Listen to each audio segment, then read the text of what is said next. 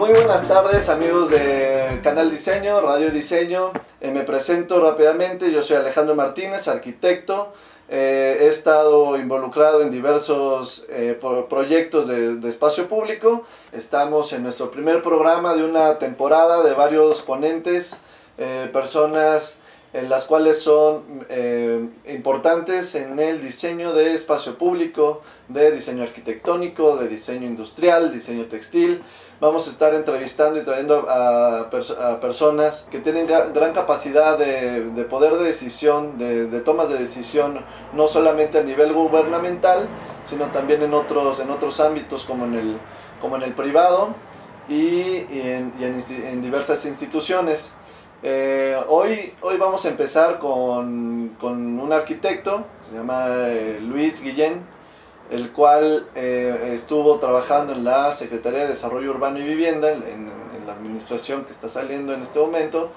Y bueno, en realidad nos va a contar un poquito de la gestión, de dónde nace todos estos proyectos urbanos, los proyectos estratégicos que llevó la Secretaría en este tiempo que estuvo a cargo. Y pues bueno, nos explicará desde el esquema de financiamiento hasta cómo empezó, cómo se decidió quién va a hacer el diseño urbano, el diseño de los espacios, y pues de ahí en adelante hasta el término de la obra. Un poquito vamos a hablar de obra, en el cual yo también estuve relacionado. Y pues bueno, empezaremos con la transmisión en vivo. Si podemos empezar ya, vamos a estar haciendo esta serie de programas todos los jueves, más o menos a la misma hora, a las 6 alrededor de las 6 de la tarde. Y nada más para complementar a las personas que se están uniendo en la transmisión en vivo, pues es una serie de personas importantes a nivel gobierno, a nivel institucional y también en la iniciativa privada, siempre viendo en los temas de diseño. En este día, el primer participante ponente es un arquitecto quien estuvo encargado de proyectos estratégicos de la Secretaría de Desarrollo Urbano y Vivienda en la administración pasada. Pero bueno, le doy la bienvenida al arquitecto Luis Guillén, que estuvo trabajando en la Secretaría de Desarrollo Urbano y Vivienda en la administración pública, en los proyectos estratégicos. Luis. Hola, ¿cómo estás? Muy bien, ¿tú? Gracias por la invitación. Pues bueno, Luis, que aparte ha sido, aparte de que es amigo, me ha tocado también trabajar contigo en varios proyectos. Y pues bueno, en sí es para que expliques, nos cuentes quién eres tú, de dónde vienes, qué estudiaste y qué has estado haciendo en este tiempo que has estado en la administración pública, y que todos los proyectos en los que has estado pues, trabajando en este tiempo, ¿no? Ok, otra vez muchísimas gracias por la invitación. Bueno, yo soy originario de Chiapas. Ahí estudié en la Autónoma de Chiapas, soy egresado de la Facultad de Arquitectura de ahí. Y de hace casi 10 años he estado trabajando aquí en la Ciudad de México, en iniciativa privada y recientemente en administración pública. Uh-huh. Acabamos de cerrar la administración, estuvimos gestionando y coordinando varios proyectos estratégicos de la Ciudad de México. Yo había trabajado en el gobierno, en la Secretaría de Obras, estuvimos participando en el proyecto de la línea 12 del metro, y anteriormente estuvimos en una empresa privada que se dedica a hacer regeneración de imagen urbana. Pero últimamente los dos proyectos que acabamos de entregar para la ciudad es el Paseo Urbano Monumento a la Madre y la Mexicana. Uh-huh. Bueno, y de estos dos proyectos nos gustaría que nos explicaras y que le explicaras al público. Tienen todo el programa arquitectónico. Ahorita que nos expliques de dónde nació, o sea, quién es el que decide hacer una intervención en estos espacios, de dónde nace, y quiénes son los involucrados para generar estos proyectos estratégicos, el cual si quieres hablamos primero de La Mexicana, que es un parque, igual ahorita los que no lo conozcan lo pueden buscar como Parque La Mexicana en Santa Fe, en la Ciudad de México, pero bueno, ahorita nos van a contar cómo nace, el por qué hacer una intervención de ese tipo en ese espacio y quiénes son los involucrados. Ok, bueno, antes de los dos proyectos que vamos a hablar en específico, hay que contextualizarlos. Estuvimos colaborando en la Secretaría de Desarrollo Urbano y Vivienda, en donde para poder llevar a cabo estos proyectos necesitábamos unos instrumentos. Los proyectos que se entregaron nunca se habían gestionado de esa manera porque no se habían utilizado esos instrumentos, y la Secretaría tiene las facultades de poder aplicar varias leyes, la Ley de Desarrollo Urbano del Distrito Federal y su reglamento, para que pudiéramos llevar a cabo cada uno de los proyectos. Específicamente de La Mexicana, el instrumento que utilizamos es un sistema de actuación por cooperación, que lo indica claramente la Ley de Desarrollo Urbano y también su reglamento. Y lo que hicimos fue de alguna manera llegar a un acuerdo entre el sector privado, la administración pública y el aspecto social.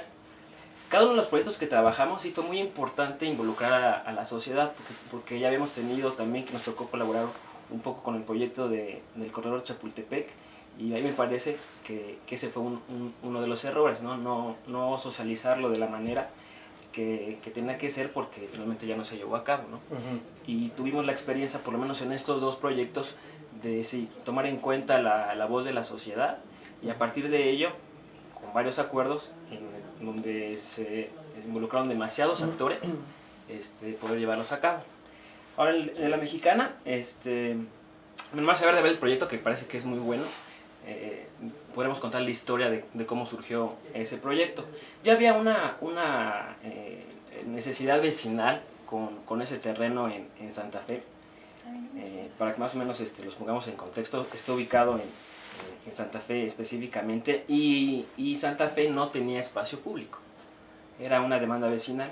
Entonces lo que surgió a partir de esa demanda vecinal fue que pudimos utilizar este tipo de instrumento para poder aplicarlo. Era un predio de aproximadamente 40 hectáreas que tenía el gobierno de reserva, y que por alguna cuestión no se había podido llevar a cabo ninguno de los proyectos que las administraciones pasadas, tanto en la administración del licenciado López Obrador como el licenciado Ebrard, no se había podido llegar a cabo por lo mismo, porque había oposición vecinal a esos proyectos y no llegaron a consensuarse, y eso fue lo que sucedió. Hasta esta administración, que efectivamente se pudo llegar a un acuerdo con diferentes actores, como lo comento, en la parte social, que para nosotros fue el más importante, el privado y el gobierno. El gobierno coordinando a todos los actores. Ahora, ese predio en específico se llama La Mexicana porque era una mina. De esa mina obtuvieron el material para poder hacer una muy buena parte de Santa Fe. Por eso es que tiene otro nivel. Está bajo aproximadamente 10 metros, 15 metros de la avenida Santa Fe, que es el colindante al parque, por eso tiene ese desnivel. Y se había quedado como una reserva. Como le comento, no lo habían podido llevar a cabo. Las dos administraciones anteriores, 2000-2006, habían propuesto una serie de vivienda social, pero hubo oposición vecinal. La siguiente administración también llegó por ahí a algún acuerdo para poder hacer vivienda, y no llegaron a ningún acuerdo. Hasta que ya surge en esta administración ya el impulso por parte ya directamente del jefe de gobierno de poder llegar a ejecutar ese proyecto. Ahora, ¿cómo se le hizo? Este sistema de actuación por cooperación está, como lo digo, implícito en la ley, pero no cambia para nada el uso de suelo. Nosotros aplicamos la normatividad que el Plan Parcial de Santa Fe vigente tiene. Y lo que se hizo fue una serie de relotificación de los predios, porque en esas 40 hectáreas sí existían algunos predios privados que las administraciones anteriores habían cedido a raíz de poder hacer varios proyectos en Santa Fe específicamente, y les pagaban en especie, y eso fue lo que sucedió, pagarles en especie. Entonces, el problema que había para toda la configuración del parque es de que pues, los terrenos estaban en cierta parte de que sí podían hacer un obstáculo. Entonces lo que hicimos, digamos que en este instrumento que se utilizó fue a través de se llama unas cartas de adhesión que tienen los privados y también los vecinos, y efectivamente también la administración pública, en donde lo que se hizo a raíz de muchísimas reuniones con ellos fue de poder llegar al acuerdo de que las 40 hectáreas tenían que cederse, de esas 40 hectáreas el 30% al área de desarrollo inmobiliario y el 70% a espacio público, que es el Parque de la Mexicana, para poder llegar a construirla. Ahora, ¿cuál es el objetivo de ese instrumento en específico? Es que la ciudad se pudiera hacer de un espacio que no tenía, evidentemente, y que un espacio completamente olvidado en esa zona de la ciudad, pero que la ciudad no tenía por qué pagar un solo peso. El objetivo fue hacer un parque de esa magnitud y de esas características sin que a la ciudad le costara un solo peso, pero no me refiero a que no tuviera que pagarlo así, digamos, a base de alguna licitación, sino pagarlo en especie. O sea, para resumirlo, entonces se entiende que eran predios en una exmina, en donde era parte pública, parte privada, y entonces hicieron una relotificación del espacio, y después de eso, ¿quién decide cómo diseñar el parque? Bueno, en este acuerdo que hubo con la Asociación de Colonias de Santa Fe, que es la parte social que estuvo involucrada, había varias propuestas de varios arquitectos, ¿no? Pero llegaron allá al acuerdo de que la mejor propuesta que ellos habían determinado es la propuesta que hizo el arquitecto Mario Sena en sociedad con el arquitecto Víctor Márquez. Lo que hizo Mario fue hacer toda la parte de paisajismo del parque, y el despacho de Víctor fue diseñar todos los espacios cerrados de todo el parque, que es básicamente un tema de equipamiento. Algo también hay que señalar también que es importante, que para poder llegar a utilizar este instrumento, la ley nos dice que tenemos que hacer un plan maestro.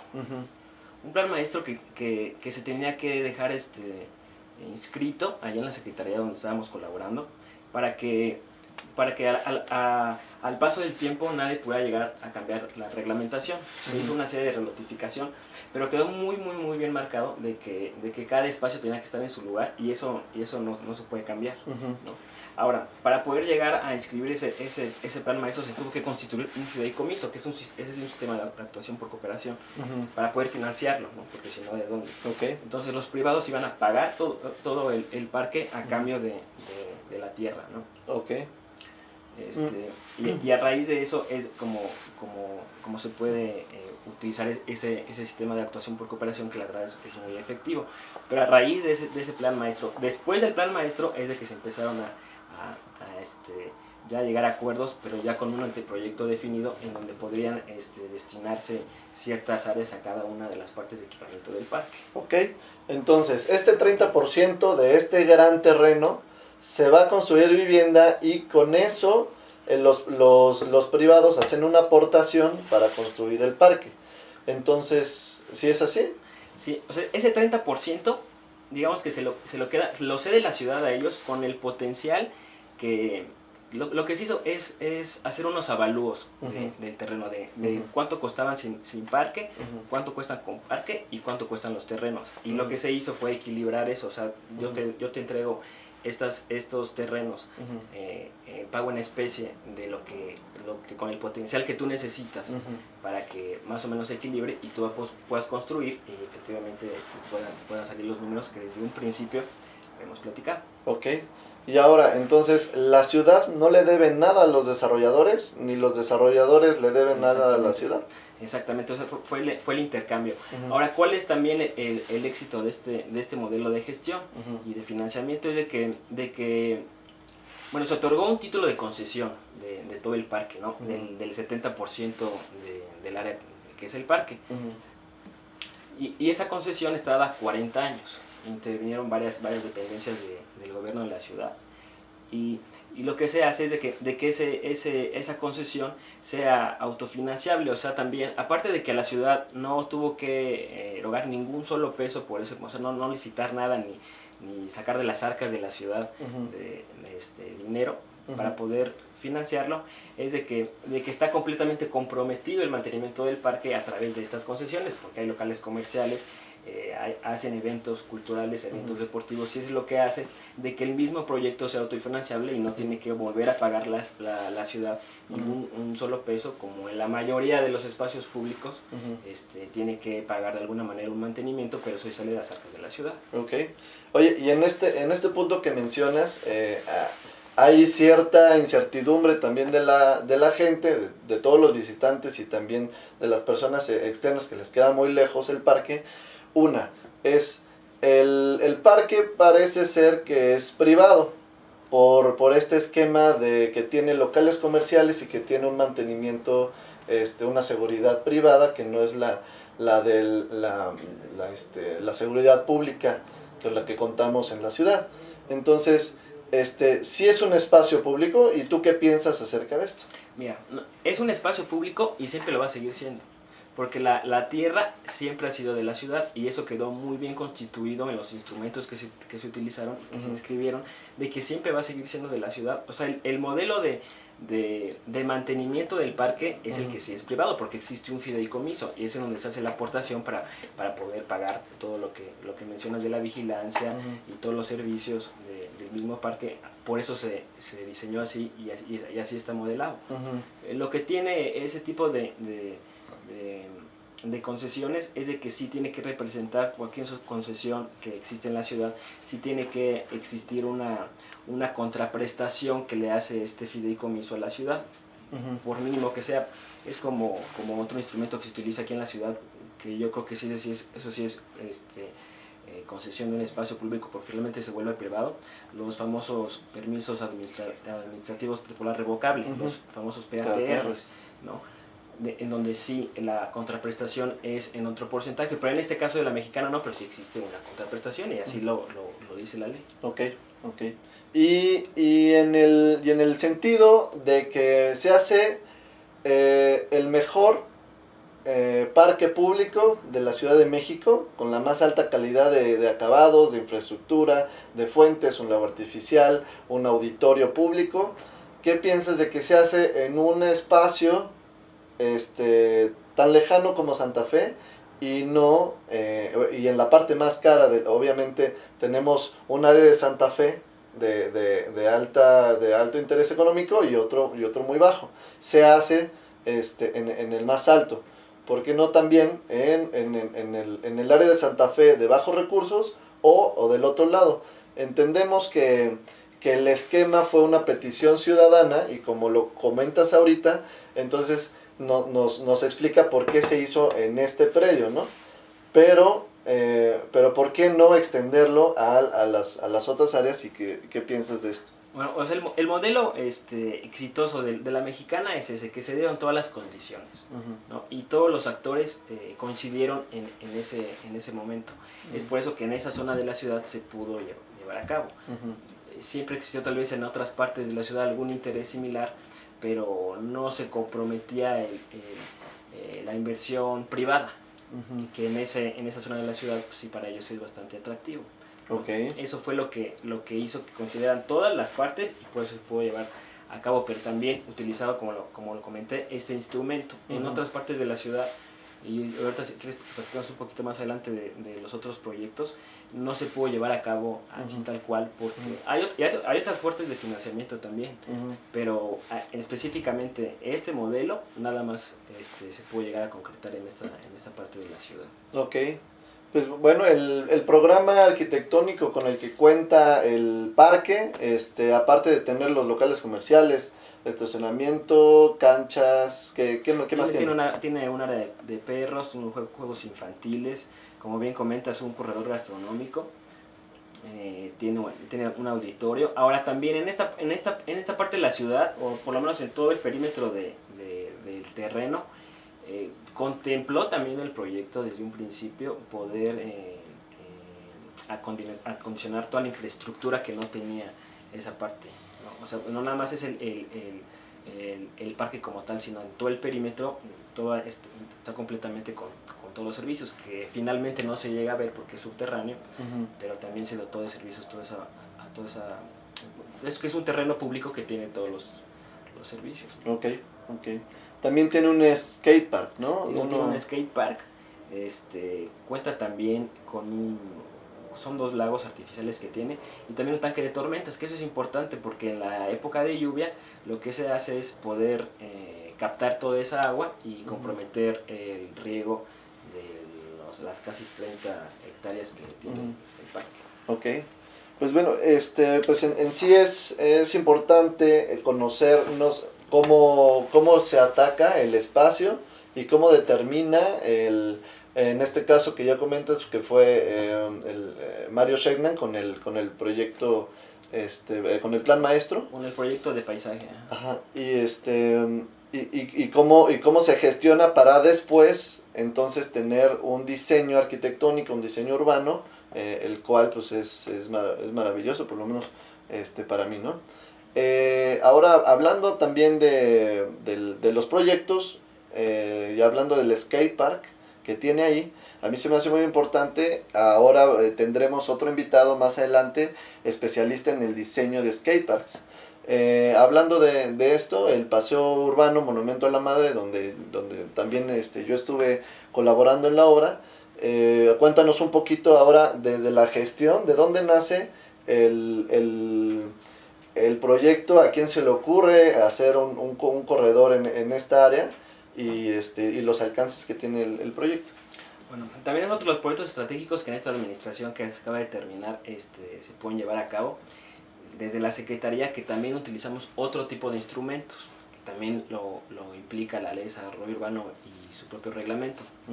El modelo de gestión de este parque, que para mí yo creo que está en las 2 avenidas más importantes del país, que está ubicado, que es Avenida de los Insurgentes y Paseo de la Reforma prácticamente. Claro. Es una extensión de 37,000 metros cuadrados, de que estaba completamente olvidado, que tiene colindante a la colonia San Rafael, Tabacalera y Cuauhtémoc, que estaba olvidado.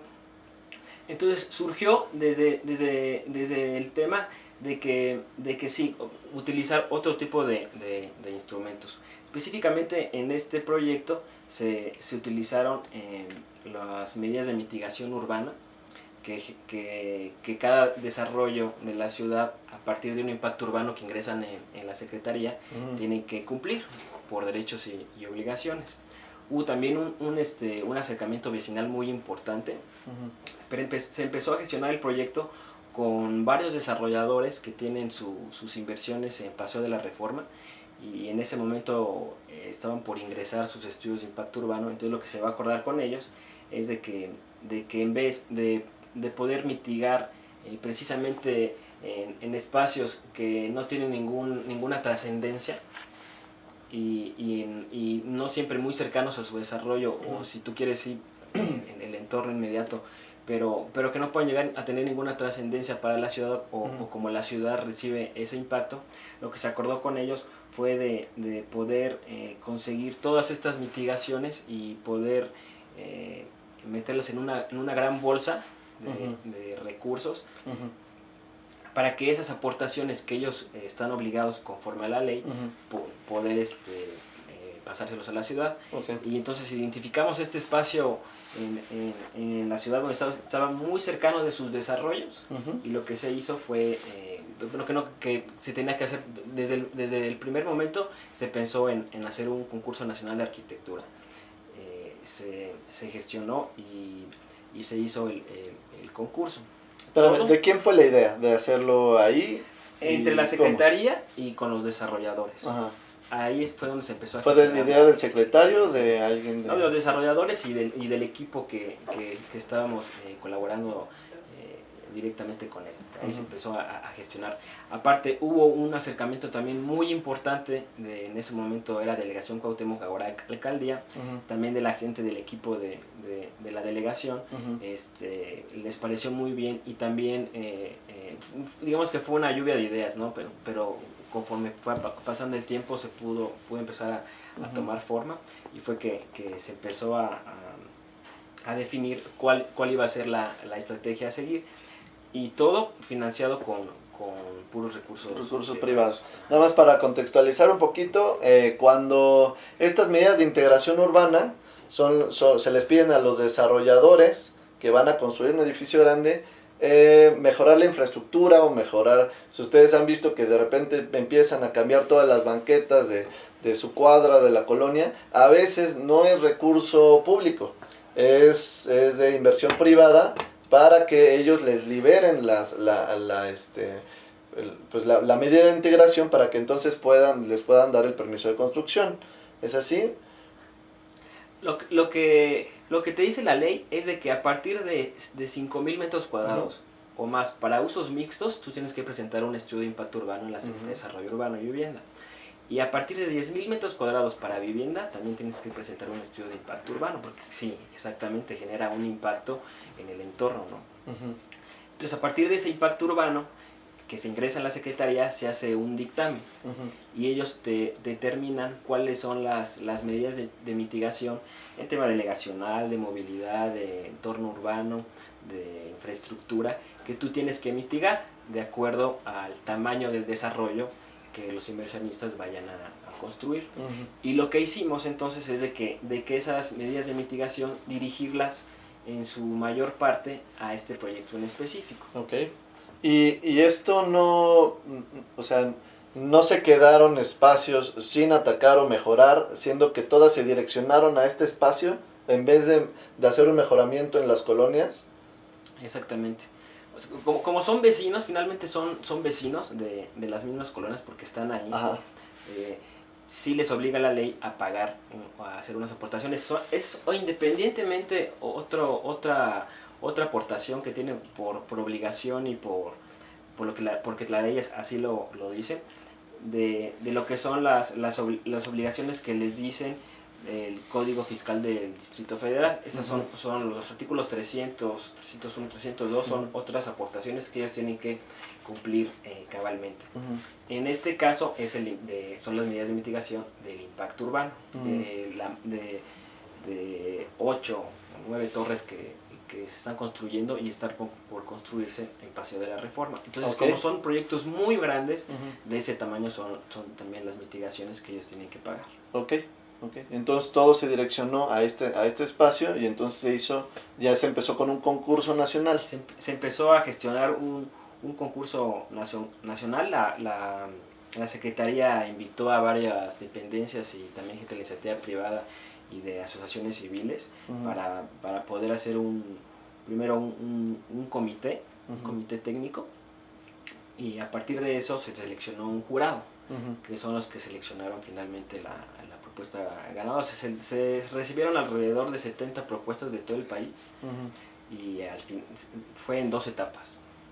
La primera etapa fue en donde ellos presentaron una propuesta bastante conceptual, muy esquemática, y en la segunda se seleccionaron únicamente a 10 propuestas finalistas, donde se les dijo que, bueno también en ese inter hubo acercamiento vecinal, hubo un tema de socialización con los vecinos de las colonias que te comento, en donde se les había dicho que se iba a hacer este proyecto, este rescate de espacio público que siempre había estado ahí pero estaba olvidado, y ellos lo tomaron muy bien. Entonces lo que hicimos fue, con varias sesiones, se les tomó su opinión, y a partir de esas opiniones fue que se les compartió ya a los finalistas para que pudieran afinar sus ideas y ya presentar un poco más formales las propuestas, pero ya una vez tomado en cuenta la opinión de la sociedad. Y eso les gustó. No fue no fue un diseño participativo como tal, o sea, no hubo talleres, o sí, hubo talleres de socialización. Solamente se tomó lo que pedía la gente, los vecinos, para el espacio, y ya los finalistas lo integraron a su proyecto Exactamente, hubo arquitectónico. talleres de socialización con los vecinos y de todas las demandas que ellos tenían, se tomaron en cuenta para que ellos afinaran sus ideas. Ok, muy bien. Después de, bueno, ¿con qué cuenta el proyecto urbano y de dónde nace? O sea, ¿quién dice de aquí hasta acá se va a intervenir?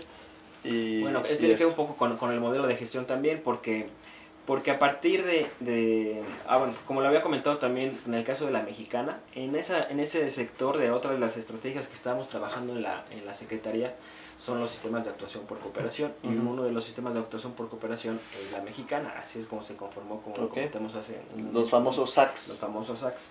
Y en el caso de Monumento a la Madre estuvo involucrado otro SAC, que es el de Alameda Reforma. Que es colindante exactamente a ese polígono. Que algunas torres que están construyéndose o están por construir pertenecen también a ese SACS. Y ese fue como, de ese modelo fue que pudimos gestionar los recursos. Ahora, ¿cómo le hicimos? Una vez que se seleccionaron a los 10 finalistas, ya en la segunda fase ya se seleccionó al ganador. El jurado determinó quién era el que tenía la mejor propuesta, pero también tenemos un tope de presupuesto. Tenemos un tope de presupuesto de 150 millones de pesos. Y a partir de eso fue que se seleccionó la idea que más o menos se pudiera adaptar, porque algunas sí eran ideas muy buenas, de muy buenos despachos, pero se salían un poco del presupuesto. Por eso fue que se determinó de que esta propuesta era la mejor y que cumplía con todas las bases y en calidad de diseño que el jurado seleccionó. Entonces, una vez que se selecciona ya al proyecto ganador, lo que hicimos es que empiezan a elaborar su proyecto ejecutivo, que es el despacho de R0, de Alejandro Zárate y Eder Velasco. Y ya a partir de eso, ellos empiezan a desarrollar el proyecto ejecutivo y evidentemente se genera ya un catálogo de conceptos. Ahora, ¿cómo se le hizo? Pues se hizo como una, yo siempre lo he explicado así, como una pizza, ¿no? O sea, a cada desarrollador se le dio una rebanada, se partió el proyecto de acuerdo proporcionalmente a lo que ellos tenían destinado a invertir, porque la ley así los obliga, y se les dio una rebanada a cada uno y es lo que tenían que aportar de acuerdo al impacto urbano que comenté anteriormente al proyecto, y así es como se pudo financiar. Todos son recursos privados. Ok. Y bueno, y entonces, después de que se hace ya el proyecto ejecutivo, se empieza la obra, ¿se hizo una licitación o cómo funciona? No, ahí la Secretaría la Secretaría no tiene facultades de licitar, no tiene las mismas facultades que, por ejemplo, la Secretaría de Obras. Simplemente los desarrolladores seleccionaron a sus propios contratistas que ellos han trabajado, y fue que ellos dijeron, bueno, pues este contratista está interesado en poder hacer esta obra de esta magnitud y de esas características. Pero la Secretaría no puede o no tiene facultades de poder hacer este tipo de licitaciones como la Ley de Obra Pública. O sea, no está, digamos, que en los supuestos de la Ley de Obra Pública. Dentro de lo que comentabas hace rato, que se hizo una socialización y que se tomó en cuenta como las peticiones ciudadanas de lo que requerían y querían en el espacio, ahorita se está viendo una problemática en el espacio de que no hay demasiados o suficientes juegos infantiles, de que los ejercitadores que había anteriormente se quitaron y que bueno, muchos vecinos nunca quisieron el skate park y aún así se puso. O sea, ¿qué opinas y cómo y por qué sucede esto? No, lo que contemplaba el programa arquitectónico desde un principio es de que esta parte de la ciudad, o sea, el paseo urbano monumento, por eso es el paseo urbano monumento a la madre, porque contemplaba desde un principio 4 espacios. Uno que es la Plaza Luis Pasteur, que está prácticamente enfrente del Senado de la República y Paseo de la Reforma. Lo divide la Avenida Insurgentes, de ahí está la Plaza de Monumento a la Madre, lo divide también otra vialidad, está el Jardín del Arte, lo vuelve a dividir otra vialidad, y está al final un Jardín del IMSS. Eran esos 4 espacios que se habían contemplado desde un principio poder rehabilitarlos, pero por los temas de tiempos y de recursos, únicamente nos quedamos en la fase 1 con las 2 etapas que se llegaron a concluir. Se quedaron pendientes la fase 2. Y lo que se contemplaba el programa desde el principio era de que pudiera ese espacio estar completamente abandonado, oscuro y sin mantenimiento. Y era una barrera para las 2 colonias, tanto la San Rafael como la Cuauhtémoc, y nadie quería pasar por ahí, porque hasta para eso era peligroso. Pero sí, este programa que te comento sí contemplaba de que a todos los usuarios de las colonias pudieran utilizarlo. En el caso de los niños, pues el área de juegos infantiles, ¿no? El tema de los andadores y de las bancas, pues sí lo puede utilizar cualquier persona, cualquier edad, pero sobre todo era más enfocado a la gente mayor, que pudiera pues hacer un paseo, ¿no? Pudieran estar ahí andando sin ningún problema. Okay. Y en el caso del tema de los jóvenes, se contempló un skatepark porque pues no había un espacio de recreación, y por lo menos en esa zona de la ciudad no existe un espacio que pueda tener esas características y donde puedan llegar a realizar sus actividades. Es por eso que se diseñó de tal forma de que todos, de todas las edades, pudieran utilizar el espacio. Ok. Pues bueno, ¿y qué más cuenta en el programa arquitectónico? Bueno, también me gustaría hablar también un poco de que en la parte de la plaza del Monumento a la Madre, es una gran plancha.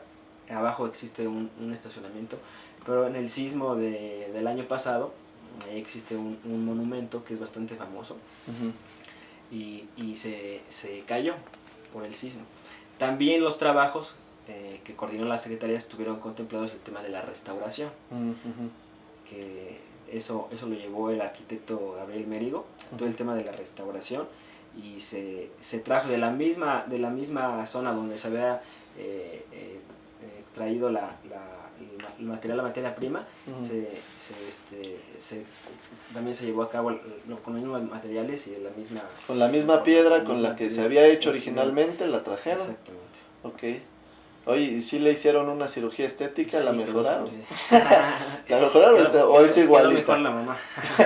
¿Sí? Está bien. Pues bueno, en realidad que queríamos hablar, y es importante saber, y más en el diseño urbano, de dónde nacen todos estos proyectos, cómo se gestionan, a quién se le ocurren, si hay concursos, si no hay concursos, si hay licitación o no. Como sabemos, bueno, por lo menos en estos 2 proyectos fueron con iniciativa privada, y pues bueno, yo que los he vivido, los he visitado, pues son unos de los mejores espacios rehabilitados. Pues también fuera de que los visiten, también nos puedan comentar qué les parece, y bueno, los invitamos a que nos sigan en las redes sociales. En Twitter es @canaldiseño.mx, y en Facebook es Canal Diseño MX. Tú, si quieres decir tu Facebook para que te sigan, para que te agreguen, Luis. Vemos Luis Guillén Bonifaz, si quieren ahí agregarme, no hay ningún problema. Bueno, y ahora que sales de la administración pública, ¿qué? Ya nos tenemos que tomar unos días. Ajá. A ver qué vamos a hacer. Vacaciones obligadas. Ajá. Pero hay por ahí algunas propuestas. Vamos a ver qué hacemos. Bueno, pues cuando quieras aquí, con tus otros proyectos, muchas gracias por la invitación, Alex, nuevos que tengas, de aquí en adelante, si es iniciativa pública, privada o en gobierno, pues adelante, están el micrófono abierto para que vengas, y pues bueno, los invitamos el próximo jueves, igual alrededor de las 6 de la tarde, vamos a tener una invitada, y pues bueno, siguiendo la misma temática de diseño, ahora nos tocará hablar un poquito de diseño arquitectónico. Entonces, pues muchas gracias por estar aquí escuchándonos, y pues bueno, los esperamos. Gracias.